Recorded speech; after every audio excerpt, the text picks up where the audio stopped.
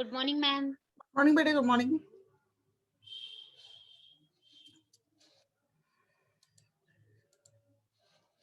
Chinda Chalawariya, Monika Meena, Kanta Jat, Himani Yadav, Bhavna Chelsi, Himani Yadav.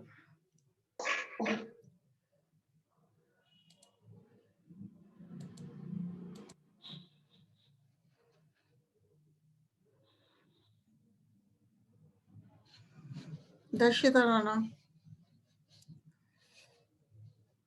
Good morning ma'am. Morning बेटे, good morning.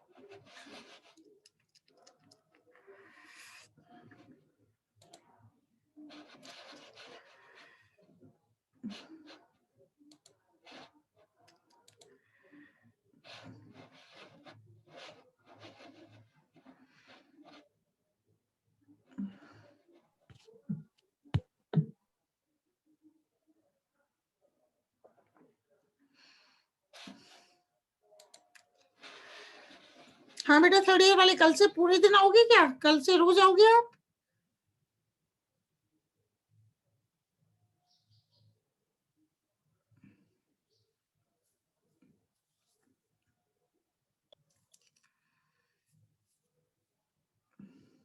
Good morning ma'am.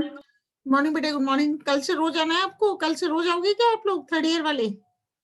Daily आएंगे कल से आप लोग, या दो दो दिन ही आओगे?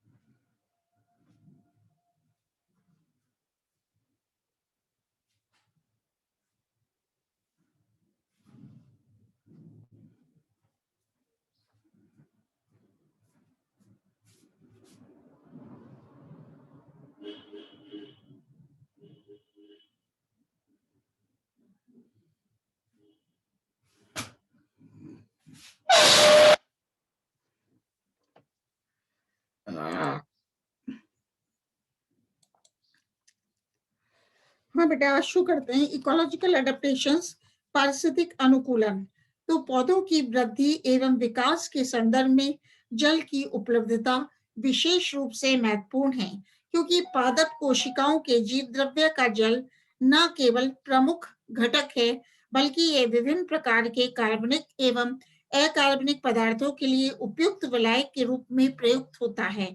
विश्व के विभिन्न क्षेत्रों में पाई जाने वाली विभिन्न प्रकार की वनस्पति का वितरण भी इन क्षेत्रों में जल की उपलब्धता द्वारा निर्धारित होता है। तो बॉटनिस्ट वनस्पति शास्त्रियों के अनुसार जल की उपलब्धता के आधार पर सभी पौधों को 3 वर्गों में बांटा जा सकता है। एक तो है बेटा जलोद्भिद, हाइड्रोफाइट्स, एक है मध्योद्भिद या समुद्भिद, बीजोफाइट्स, एक है मरुद्भिद, जीरोफाइट्स। तो अपन अभी बात करेंगे adaptations to water loss and water stress in leaves। आकारिकीय अनुकूलन मतलब adaptations to water loss and water stress in leaves, जल अभाव एवं प्रतिबल के लिए पर्ण में अनुकूलन। तो पहले बात करते हैं आकारिकीय अनुकूलन, मॉर्फोलॉजिकल एडेप्टेशंस। तो मरुद्भिद पौधों में अभिव्यक्त सर्वाधिक महत्वपूर्ण एवं स्पष्ट आकारिकीय अनुकूलन लक्षण इनकी पत्तियों की आकृति एवं परिमाप, इनकी पत्तियों की आकृति एवं परिमाप, शेप एंड साइज में कमी या इनका छोटा होना है। अनेक पौधों जैसे नागफनी, ओपनशिया की पत्तियां कांटों में रूपांतरित हो जाती हैं। बेटा जो ओपनशिया है, नागफनी है, उसमें पत्तियां जो लीव्स हैं वो कांटों में मॉडिफाई हो जाती हैं, मतलब द लीव्स कांटों में रूपांतरित हो जाती हैं। ओपनशिया नागफनी में जो पत्तियां हैं उसमें पत्तियां कांटों में रूपांतरित हो जाती हैं। और कुछ पौधों जैसे कि एफिड्रा एवं कैजुराइना की पत्तियां शल्क पर्णों, स्केली लीव्स में रूपांतरित हो जाती हैं। तो अनेक पौधों जैसे बबूल, अकेशिया निलोटिका में पर्ण फलक, लीफ ब्लेड की आकृति छोटी हो जाती है।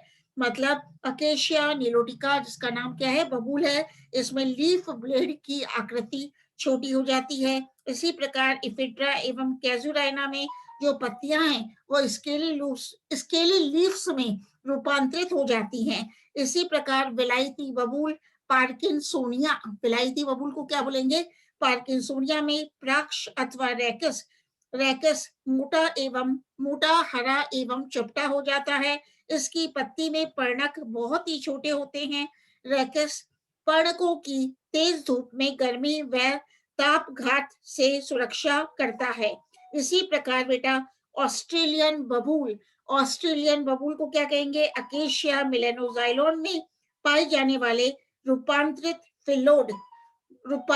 फिलोड भी महत्वपूर्ण आकारिकीय अनुकूलन का लक्षण है, जिसमें जल को कम करने के लिए संयुक्त पर्ण के पर्णक लीफलेट्स विलुप्त हो जाते हैं तथा इसका पर्ण वृंत एवं रैकिस चपटे में हरे हो जाते हैं तथा जल संचयन एवं प्रकाश संश्लेषण का कार्य करते हैं। कुछ पौधों जैसे कि लेप्टाडीनिया एवं कैपेरस में पत्तियां आशुपाती होती हैं, कैडुकस होती हैं। मतलब लेप्टाडीनिया में व कैर में, जिसको कि कैपेरस कहते हैं, उनमें जो लीव्स है, लीव्स आर कैडुकस, पत्तियां आशुपाती होती हैं एवं बरसात के बाद शीघ्र ही ये पत्तियां झड़ जाती हैं। इन पौधों में मतलब लेप्टाडीनिया व कैपेरस में तना एवं शाखाएं हरी हो जाती हैं, तना एवं शाखाएं हरी हो जाती हैं तथा मुख्य रूप से प्रकाश संश्लेषण का कार्य करती हैं। इसी प्रकार चीड़ पाइनस के पौधों में सूच्याकार नीडल लाइक पत्तियां पाई जाती हैं। आयतन व क्षेत्रफल के कम होने से इनमें वाष्प उत्सर्जन द्वारा जल की क्षति भी कम मात्रा में होती है। तो अनेक पौधों जैसे कि बेटा बरगद, फाइकस बेंगालेंसिस एवं पीपल, फाइकस रेलिजियोसा में पर्ण की आकृति एवं क्षेत्रफल में कमी नहीं आती, लेकिन पत्ती की सतह मोम व क्यूटिन के निक्षेपण के कारण चमकीली एवं चिकनी होती है। इसके कारण प्रकाश की अधिकांश मात्रा परावर्तित हो जाती है एवं पत्ती का तापमान कम रहने से वाष्प उत्सर्जन द्वारा वाष्पीकृत जल की मात्रा में कमी आती है। अनेक मरुस्थलीय पौधे जैसे कि बेटा हीलियोट्रोपियम तथा वर्बेसीना तथा वर्बेसाइना में पत्तियों की सतह पर एक अथवा बहुकोशीय रोमों की एक सघन परत पाई जाती है, जिसके परिणाम स्वरूप नमी इनके आसपास ही बनी रहती है एवं वाष्प उत्सर्जन की मात्रा में कमी आती है। तो हम देखते हैं कुल एस्ट्रेसी के एक मरुस्थलीय शुभ जीरोफिटिक श्रब जिसका नाम क्या है, एंसेलिया फेरिनोसा में दो प्रकार की पत्तियां मौजूद होती हैं। सर्दियों में एरोमिल पत्तियां एवं गर्मियों में रोमिल तथा चिपचिपी पत्तियां उत्पन्न होती हैं। इस वजह से ट्रांसपिरेशन की रेट कम हो जाती है। अनेक मरुद्भिद मांसल पौधों सक्यूलेंट्स की पत्तियां गूदेदार होती हैं। मतलब जो सक्यूलेंट्स हैं, मांसल पौधे हैं, उनकी पत्तियां बेटा फ्लेशी होती हैं, जैसे कि सालसोला। इन पत्तियों में जल का संग्रहण वाटर स्टोरेज होता है। यह संचित जल शुष्क परिस्थितियों में पौधे की उपापचयी गतिविधियों के संचालन के लिए प्रयुक्त किया जाता है। इसी प्रकार पोएसी कुल की अनेक घासों जैसे एग्रोपाइरॉन, सेमा एवं एमोफिला में जल अभाव, तेज धूप एवं गर्मी के कारण पत्तियां भीतर की ओर लिपटकर नली के समान हो जाती हैं। इस कारण ट्रांसपिरेशन की दर में अत्यधिक कमी आ जाती है। अब बात करते हैं एनाटॉमिकल एडेप्टेशंस, पर्ण की आंतरिक संरचना के अनुकूलन। तो शुष्कता एवं जल अभाव से प्रभावित मरुस्थलीय पौधों के विभिन्न भागों विशेषकर पत्तियों की आंतरिक संरचना में भी कुछ महत्वपूर्ण अनुकूलन लक्षण पाए जाते हैं। पहला है इनकी एपिडर्मिस पर, बाह्य त्वचा पर मोटी क्यूटिन पाई जाती है। कुछ पौधों जैसे नीरियम की एपिडर्मिस बाह्य त्वचा परत बहुस्तरीय होती है। सेकंड है कोशिकाएं लिग्निन युक्त संवहन मंडल सुविकसित एवं डरोथ की यांत्रिक ऊतक अधिक मात्रा में पाए जाते हैं। तीसरा है शुष्कता एवं जल अभाव की परिस्थितियों के परिणाम स्वरूप पर्ण कोशिकाओं में जल की कमी के कारण ये सिकुड़ जाती हैं एवं इनमें स्फीति की कमी आ जाती है। ये शुष्क परिस्थितियां जैसे जैसे और अधिक बढ़ती हैं तो पत्तियों की कोशिकाएं और अधिक सिकुड़ने लगती हैं। मतलब बेटा जब शुष्क वातावरण होता है और जल अभाव की परिस्थिति होती है तो पत्तियों की जो सेल्स है, लीव्स की कोशिकाएं अधिक सिकुड़ने लगती हैं, जिसके परिणाम स्वरूप पत्ती का आकार छोटा हो जाता है। इन छोटी पत्तियों का पृष्ठीय क्षेत्रफल कम हो जाने के कारण वाष्प उत्सर्जन भी कम मात्रा में होता है। तो शुष्कता एवं जल अभाव में उच्च तापक्रम में तेज धूप के कारण पर्ण रंध्र बंद हो जाने के कारण वाष्प उत्सर्जन की मात्रा तो कम हो जाती है, लेकिन ऊष्मा निष्कासन पर अधिक प्रभाव नहीं पड़ता। तो अपन बात करते हैं, फोर्थ है जल अभाव एवं शुष्कता के कारण मरुस्थलीय पौधों की पत्तियों में बाह्य त्वचा के ऊपर क्यूटिकल की बहुत मोटी परत पाई जाती है, जिसके परिणाम स्वरूप वाष्प उत्सर्जन की दर में कमी आ जाती है। कुछ उदाहरणों जैसे प्रोसोपिस, कुछ एग्जाम्पल्स जैसे प्रोसोपिस में तो अंदर एवं बाहर उगने वाले पौधों में क्यूटिकल का फर्क 10 गुना पाया गया है। अत्यधिक शुष्क परिस्थितियों में तो कुछ पौधों जैसे ब्लूमिया में तो पत्ती के ऊपर क्यूटिकल की मोटाई बाह्य त्वचा की मोटाई के बराबर हो जाती है। कभी कभी बाह्य त्वचा कोशिकाओं की भित्तियां लिग्निन युक्त हो जाती है। तो अनेक पौधों जैसे एट्रिप्लेक्स कैनेसेंस में पर्ण की पूरी सतह विशेषकर रंध्रों के पास विभिन्न प्रकार के रोम पाए जाते हैं, जो पत्ती को अधिक प्रकाश से बचाकर ट्रांसपिरेशन की रेट को कम करते हैं।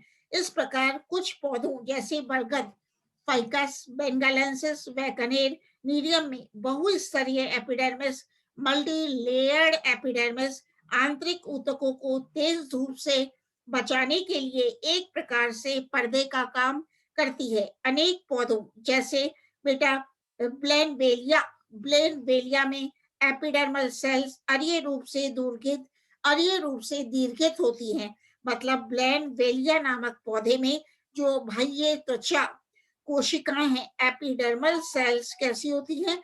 Epidermal cells are radially elongated, whereas in Ficus bengalensis and Nerium multi-layered epidermis is found. कुछ पौधों जैसे हेकिया, जेंथोरिया एवं कनेर मीडियम में धसे हुए संकर स्ट्रोमेटास पर्ण की निचली सतह पर पाए जाते हैं।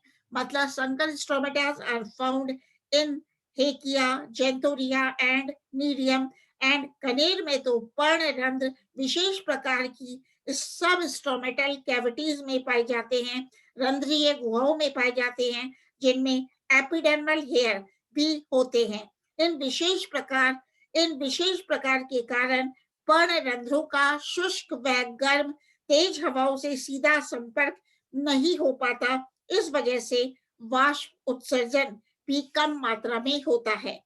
पोएसी कुल की कुछ मरुद्भिदीय घासों जैसे एमोफिला, एग्रोपाइरॉन एवं सेमा में पत्तियों की निचली एपिडर्मिस पर कुछ विशेष प्रकार की कोशिकाएं पाई जाती हैं, जिनको मोटर सेल्स या बुलिफॉर्म सेल्स कहते हैं। इन बुलिफॉर्म कोशिकाओं में शुष्क परिस्थितियों के दौरान जल की कमी हो जाने से इनकी स्फीति कम हो जाती है, जिसके परिणाम स्वरूप पत्तियां नली के रूप में गोलाई में लिपट जाती हैं अथवा अंदर की ओर मुड़ जाती हैं। इसकी वजह से ट्रांसपिरेशन कम मात्रा में होता है।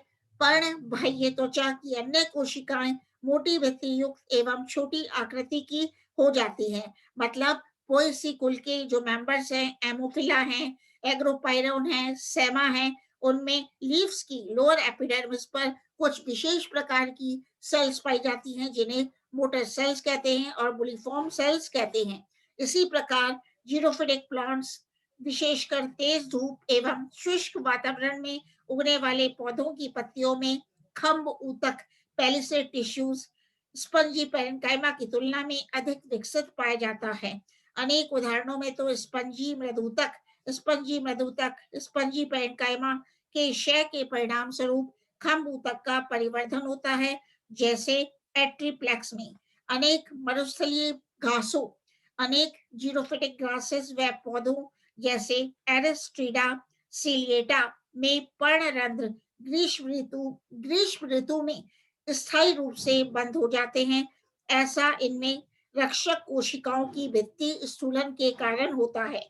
मतलब एरिस्ट्रिडा सिलिएटा में और अन्य मरुस्थलीय घासों में जो स्ट्रोमेटाज हैं, पर्णरंध्र हैं, वो ग्रीष्म ऋतु में स्थायी रूप से बंद हो जाते हैं। लेकिन कुछ पौधों जैसे कि कैपेरस स्पाइनोसा एवं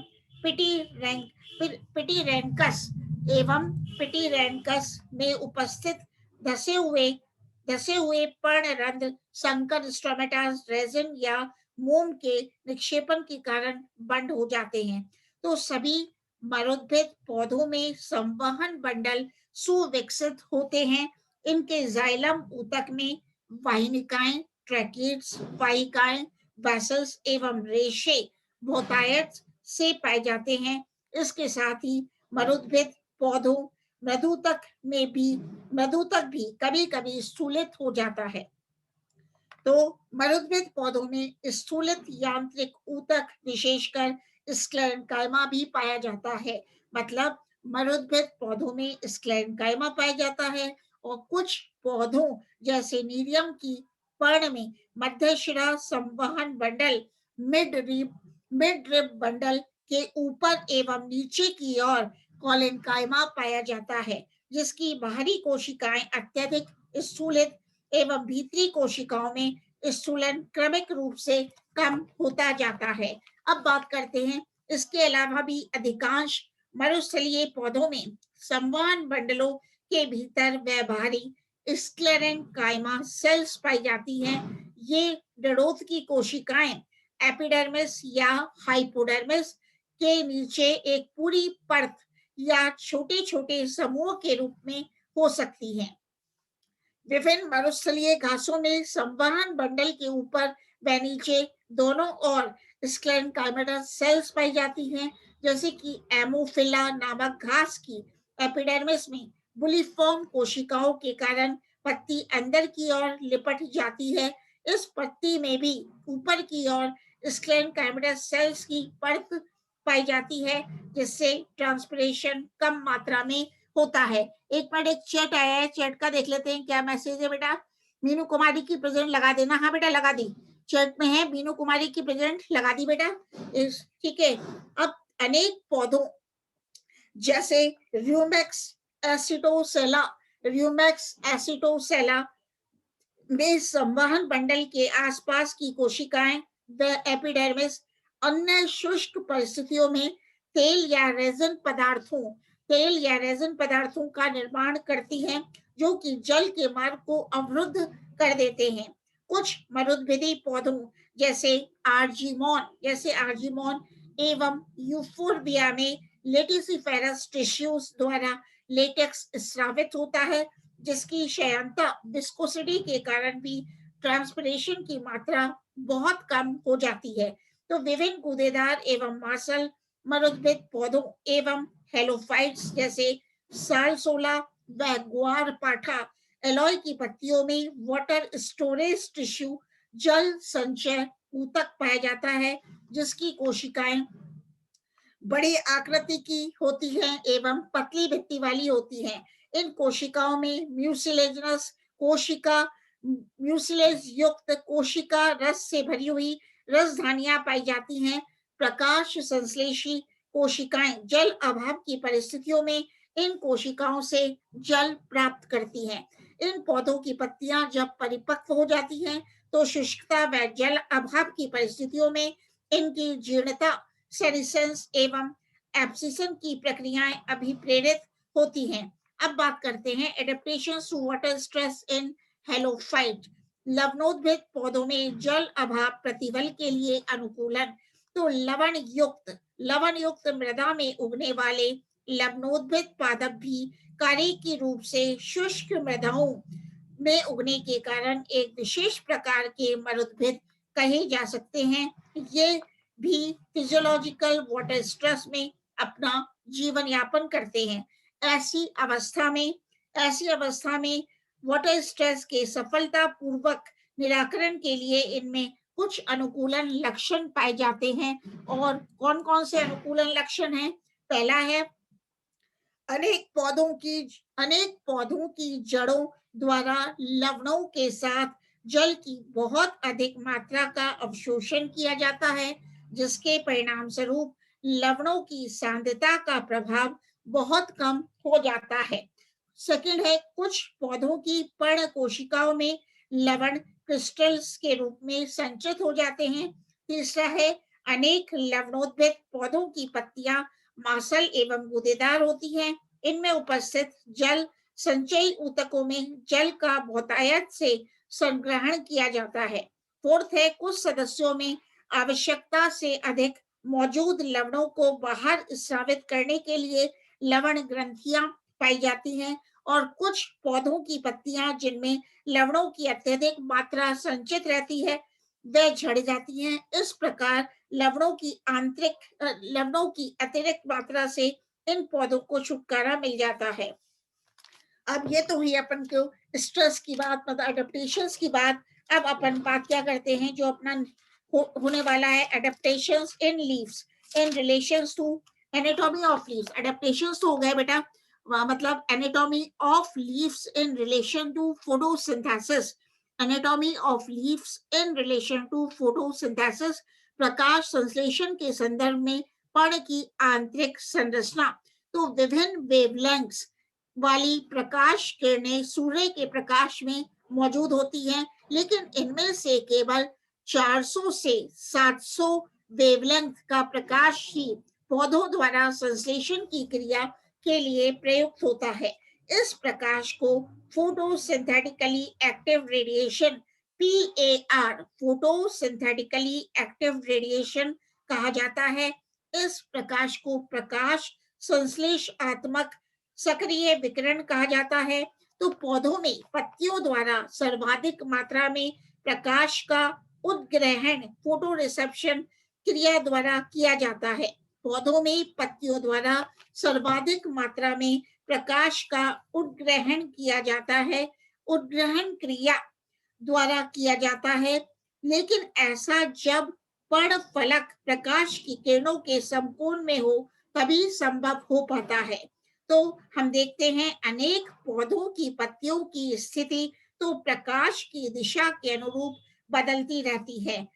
इसी प्रकार लेग्यूमिनेसी कुल के पौधों के पर्ण आधार पर उपस्थित पल्बिनस में मौजूद कुछ मोटर कोशिकाओं की मदद से प्रकाश के अनुरूप पत्तियों की ओरिएंटेशन, पत्तियों की अब स्थिति भी बदल सकती है।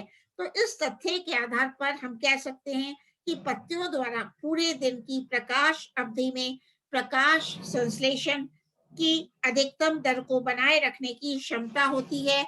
इसके अतिरिक्त यह भी कहा जा सकता है कि पर्ण की आंतरिक संरचना प्रकाश के आवश्यकता अनुसार अधिकाधिक उद्ग्रहण एवं उपयोग के लिए अपनी विशिष्टता परिलक्षित करती है।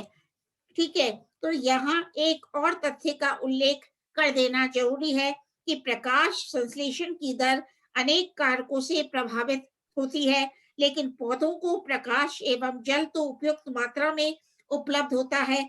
अतः अधिकांश पौधों के प्रकाश संश्लेषण के लिए कार्बन डाइऑक्साइड की सांद्रता ही लिमिटिंग फैक्टर के रूप में प्रभावी होती है। एक बार बेटा सोनिया लक्ष्यर अभी बेटा फर्स्ट ईयर की थर्ड ईयर की क्लास चल रही है, आप लीव कर दो। सोनिया लक्ष्यर ठीक है, चली गई। ठीक है, अब है उष्ण कटिबंधीय एवं उप उष्ण कटिबंधीय पौधों में प्रकाश संश्लेषण के लिए C4 चक्र पाया जाता है। इनको C4 पादप कहते हैं। मतलब उष्ण कटिबंधीय एवं उप उष्ण कटिबंधीय पौधों में प्रकाश संश्लेषण के लिए C4 चक्र पाया जाता है। इनको C4 पादप कहते हैं, जिनकी पत्तियों में विशेष प्रकार की आंतरिक संरचना क्रंच शारीरिकी क्रंच एनाटॉमी पाई जाती है। C4 पौधों को सामान्य परिस्थितियों में प्रकाश दीर्घ अवधि के लिए एवं अधिक तीव्रता का उपलब्ध कराना होता है, क्योंकि उष्ण कटिबंधीय प्रदेशों में प्रकाश की अवधि अधिक तीव्रता एवं तापमान की उच्चता 30 डिग्री सेंटीग्रेड 30 डिग्री सेंटीग्रेड से 45 डिग्री सेंटीग्रेड तक ही पाई जाती है। एवं C4 पादप इन विशेष परिस्थितियों में भी सफलतापूर्वक अपना जीवन यापन कर सकते हैं। इसका प्रमुख कारण यह है कि ये पौधे उच्च तापमान 30 डिग्री सेंटीग्रेड से 45 डिग्री सेंटीग्रेड में भी जब रंध्र आंशिक रूप से बंद होते हैं तब भी अधिक मात्रा में कार्बन डाइऑक्साइड का उपयोग कर उच्च क्षमता से प्रकाश संश्लेषण कर सकते हैं। इनके मेसोफिल ऊतक में उपस्थित PEP फॉस्फोइनोल पायरुवेट में PEP फॉस्फोइनोल पायरुवेट कार्बोक्सीसाइलेज में कार्बन डाइऑक्साइड अधिग्रहण की क्षमता बहुत अधिक होती है। क्या बता रही हूँ कि इसका प्रमुख कारण यह है कि ये पौधे उच्च तापमान 30 डिग्री सेंटीग्रेड से 45 डिग्री सेंटीग्रेड में जब 30 डिग्री सेंटीग्रेड से 45 डिग्री सेंटीग्रेड में भी जब रंध्र आंशिक रूप से बंद होते हैं तब भी अधिक मात्रा में कार्बन डाइऑक्साइड का उपयोग कर उच्च क्षमता से प्रकाश संश्लेषण कर सकते हैं। तो हम देखते हैं कि इनके मेसोफिल ऊतक में उपस्थित PEP कार्बोक्सीसाइलेज में कार्बन डाइऑक्साइड अधिग्रहण की क्षमता बहुत अधिक होती है। अब इसकी बात करते हैं, 8:30 हो गए, 8:30 हो गए। एनाटॉमी ऑफ द लीफ, तो पर्ण की आंतरिक संरचना, तो आंतरिक संरचना के आधार पर विभिन्न प्रकार की लीव्स को दो वर्गों में बांटा जा सकता है। ये है डॉर्सिवेंट्रल लीफ और एक है आइसोबाइलेटरल लीफ। तो अपन किसकी बात करेंगे? डॉर्सिवेंट्रल लीफ की, पृष्ठधारी पड़ की। अच्छा 8:30 बज गए, 8:31। अब बताओ किसी को कोई इसमें प्रॉब्लम है? फिर अपना कोर्स हो जाएगा 19 को या 20 को, तो अपना कोर्स ही हो जाएगा। थर्ड ईयर वाला आप बताओ बेटा। मीनू की प्रेजेंट लगा देना, लगा दी बेटा। और कोई प्रॉब्लम हो तो बोलो, जिससे अपन को रिपीट करना है तो कोई टॉपिक रिपीट करना है, नहीं तो नहीं करना तो ठीक है। किसको कोई प्रॉब्लम है? हाँ ना बोलो कोई भी। अगर नहीं है तो ठीक है तो अपन, तो मैं फिर बोल दूं, नहीं तो मैम को कोई प्रॉब्लम नहीं है बेटा, क्योंकि अपना कोर्स फिनिश हो ही जाएगा अभी 19 तक या 20 तक तो हो ही जाएगा। 17 तारीख तो हो ही गई, 8:31 हो गए। हाँ जवाब दो बेटा, कोई भी बोल दो। तनुश्री, चंदा, बीरू कुमारी, मोनिका, कांता जाट, सोनू कुमारी, सीमा चौधरी, रेखा चौधरी। किसको कोई प्रॉब्लम है जवाब दो। कोई भी नहीं है तो फिर मैं बोल दूंगी नूतन मैडम को अपनी क्लासेस फिर 20 तक ही लगेंगी, 18 19 है ना। थ्योरी की तो लगेंगी, फिर प्रैक्टिकल तो करेंगे ही अपन। और आप लोगों को बता दूं, अभी हर्बेरियम के लिए है अपने पास टाइम, तो हर्बेरियम कलेक्ट करना शुरू कर दो। और जिन्होंने बना लिया है वो चेक करा लेना। हर्बेरियम शीट्स प्रिपेयर करनी है सभी थर्ड ईयर वालों को। ठीक है, हर्बेरियम शीट्स परचेज कर ले बेटा। ठीक है, और उसमें जो जो बताए थे वो आप सुखा के तैयार कर लें।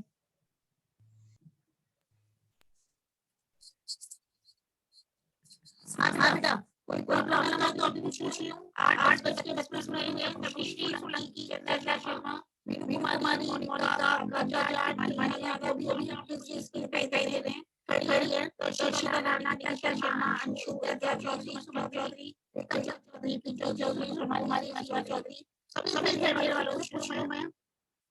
ये बताओ कोई दिक्कत है या कोई टॉपिक रिपेयर करवाना है आप लोग?